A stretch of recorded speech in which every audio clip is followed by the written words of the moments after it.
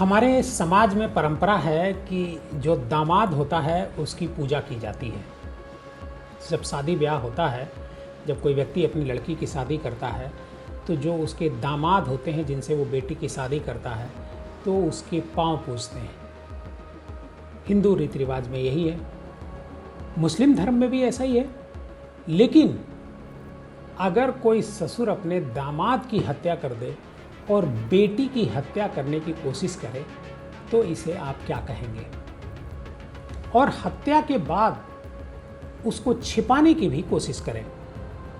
दरअसल ये जो कहानी हम आपको सुनाने जा रहे हैं, ये कहानी लखनऊ की है। लखनऊ में आशियाना कॉलोनी है और आशियाना कॉलोनी में सेक्टर आई है। सेक्टर आई में विष्णु प्रताप जो है वो यादव करके एक लड़का होता है, जो छेदीलाल यादव का दामाद होता है। और उनकी जो बेटी होती है, दोनों को परिवार वाले घर बुलाते हैं अपने। और जब घर बुलाते हैं तो दामाद की हत्या कर दी जाती है और बेटी को लहूलुहान कर दिया जाता है मारपीट करके। बेटी किसी तरीके से ये पुलिस को सूचना देती है।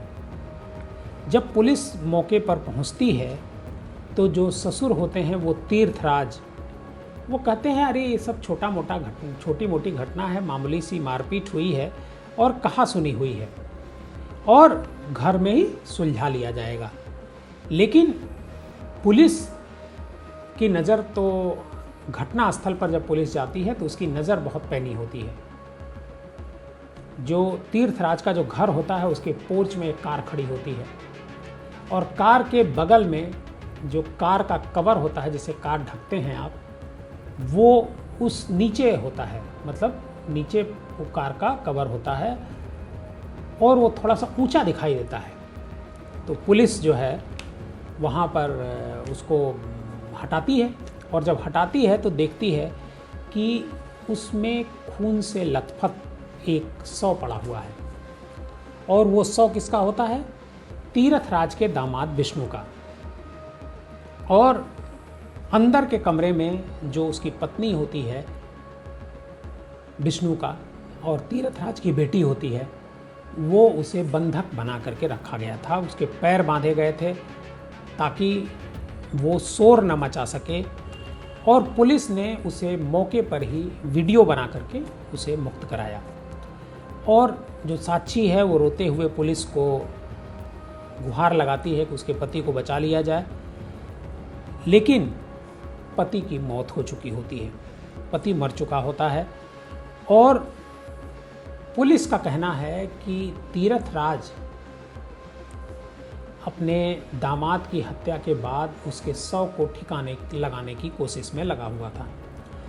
दरअसल ये जो विष्णु यादव है, ये प्रतापगढ़ के सांगीपुर का रहने वाला है और उसके जो पिता हैं छेदीलाल यादव, वो बताते हैं कि 30 साल का जो उनका बेटा है विष्णु, वो एक ऑनलाइन कंपनी में डिलीवरी बॉय का काम करता था और करीब 4 साल पहले साक्षी के साथ उसने लव मैरिज की थी, प्रेम विवाह किया था। और प्रेम विवाह करने के बाद दोनों जो है अलग रहने लगे थे। इसको जो लड़की के पिता हैं उन्होंने स्वीकार नहीं किया था, कोई आना जाना नहीं था, कोई बातचीत नहीं थी। 15 मार्च को जो ससुराल पक्ष है यानी तीर्थ राज का परिवार है, उनकी तरफ से फ़ोन जाता है साक्षी को कि तुम अपने पति के साथ, और उनकी एक बेटी है 1.5 साल की, उसको लेकर के आओ, घर पर मुलाकात करनी है, बातचीत करनी है। उसी दिन वो आशियाना पहुंचते हैं और मंगलवार मतलब अगले ही दिन कि 11 बजे रात में जो है पुलिस ने फ़ोन कर हत्या की जानकारी उनको पुलिस को मिलती है। साक्षी कहती है कि उसके पिता तीर्थराज, माँ सरोज, चाचा यज्ञनारायण उर्फ नन्हे और 4 बहनों राधा, रत्ना, ज्योति व नाबालिग ने मिलकर विष्णु की पीट करके हत्या कर दी। और इन लोगों के खिलाफ मुकदमा भी दर्ज हो जाता है।